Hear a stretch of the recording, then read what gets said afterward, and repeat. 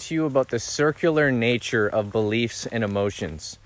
This will totally blow your mind if you go deep into it and you really reflect on the emotions that you experience often and the beliefs that you hold. So what I want to share with you is that your beliefs go full circle and really help generate your emotions. But also, conversely, your emotions go full circle and help generate your beliefs. What do I mean by this? So basically, if I were to put you into a state of ecstasy right now, I would just imagine I dropped a couple pills of MDMA in your drink. I would never do that, but imagine I did that. And an hour passes and you start to feel really excited. You start to feel really open, really loving. What would start to happen is that your belief systems, rooted in fear, rooted in anxiety, rooted in self-criticisms and insecurity, they would start to not be relevant anymore. Do you see what I'm saying? If you had any guilt or fear or shame-based belief systems, they just wouldn't compute anymore based on the emotional and energetic state that you're in. Now, conversely, if we were to do some deep belief work, and in many ways, this is more challenging. But we were to come to a place where you're like, whoa, I am good enough. I am worthy. These thoughts, these beliefs would rewire your mind and nervous system such that you're actually a resonant for different emotions. You're actually in resonance with different emotions. You believe that you're good enough. You believe that you are worthy. You believe that you are, let's say, naturally a good person, naturally loving. Then that would completely shift the way that you feel.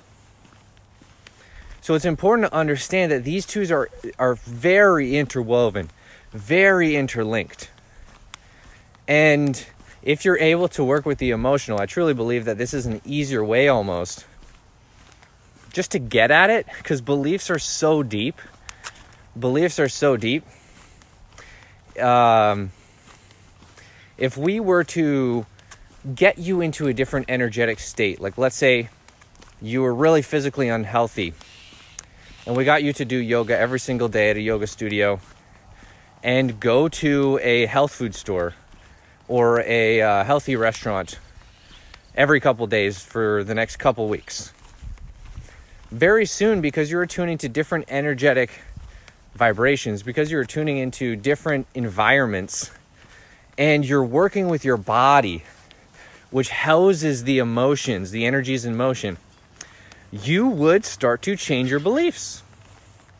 Your beliefs around who you are, around what's possible for you would change. And this is so mind-blowing if you really think about it, because so many of our beliefs are just based on the chronic emotions that we experience. So let's say if we were to hang out together and I was really dropped into a space of bliss for those 4 or 5 days that we hung out, and we really started to transfer energies between each other. By the end of those 4 or 5 days, if we were both kind of unified in that space of bliss and love, you might have completely different beliefs around who you are and what is possible. So for instance, some people feel really, really guilty. I know all about this one. And when they feel really, really guilty, they gravitate towards belief systems of guilt. For instance, the Christian idea of original sin. That resonates. Yeah, that resonates because part of you has this deep sense of guilt. And it fits in perfectly like a lock and key with how you feel. Now, somebody who feels the innate innocence, who feels innately playful, who is free from guilt, they might resonate with something like A Course in Miracles, which talks about innocence. And lest ye become like children, ye shall not enter the kingdom of heaven. Understanding the esoteric aspects of Christianity and religion. That will resonate. And it's not that any one is necessarily better. It's just different aspects, different layers of the teaching for different resonance and different vibrations, different emotional spaces that you're in. Because when you are in a space of guilt, it does resonate to pray for forgiveness. That resonates. That makes sense, because from where you're at, that's what you need. Every teaching meets an individual in a certain space. And if that's what they need, then that is the teaching. Now, if you are in a space of bliss, you feel the inherent goodness as a wellspring from within. You feel naturally giving and loving. Then at that place, feeling like you have original sin doesn't make any sense at all. Because then you would have to do something and live by some rigid way. And then essentially what would happen is that rigid way would kind of stop you from expressing this love, this wellspring, which is coming up. And that's the actual thing that you want to come up as the fountain. That's the whole point of these teachings, is to move to the space where this love is erupting on its own. So once that love is erupting on its own, there becomes less and less teaching. The teaching becomes be yourself. The teaching becomes you are already awake. Just be. Yes, because in that space of bliss and unconditional love and levity, that's exactly what resonates with you. So this is just my message for anybody who's taken a moment to reflect on what their belief systems are, how they've got stuck into place. And I'm sharing the key with you here is that a lot of it's based on the emotional addictions, the emotional resonances which we have, and that there is, in a sense, a belief or a teaching or a way of thinking that naturally emerges from each and every different emotional scape. So think about that, and think about instead, of course you can work on the belief level. It's kind of hard though. It's like you kind of got to dig deep into the mind.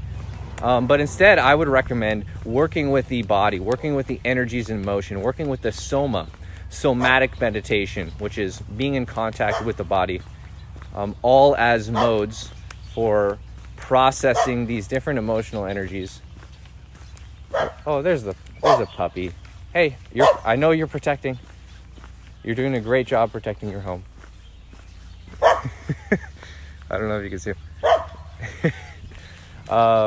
Yeah, work with those energies and allow the energies to move in motion, and notice and really test out this theory that I'm dropping with you here. Notice that if you move these emotional energies, you really move the energy, do different belief systems now start to resonate? I am going to bet yes. Of course there's exceptions, but I'm going to bet yes. That, wow, it's so beautiful. The sun has not been out for like a week because of those fires. It's just incredible. Yeah, as you, I'm like squinting now because it's so bright. As you move those energies, your belief systems naturally will change and different ones will resonate. It's mind-blowing. It's mind-blowing. This is why a lot of times when people take a psychedelic, it's like, whoa, my whole belief systems on the world changed, because they resonated at a whole different vibrational and emotional level. And like everything that they believed before was based on a different vibration and emotional level. And it's like, now that's all gone. I'm in a whole new space, and a whole new set of beliefs and truth makes sense. So that's it. I'm out. Peace.